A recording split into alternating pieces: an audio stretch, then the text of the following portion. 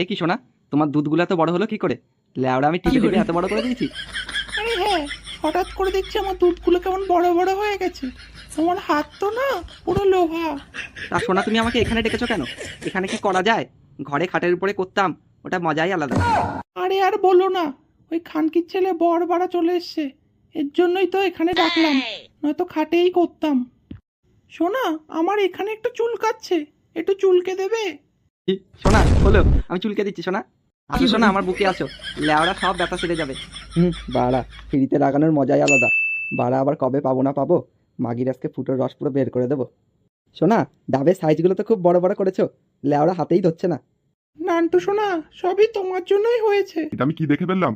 বাড়া খানকির ছেলে মাদার তো ছুঁড়ে বাচ্চা রেঙ্গি চুদি, পানু চুদি, ল্যাংটা চুদি, বাড়া আড্ডামরা খাসি, বাড়া কচি মেয়ে পেলেই শুধু লক লক করা। বাড়া আমার বাল পেকে ঝরে গেল, ল্যাওড়া এখনো মাগির খোঁজ পেলাম না।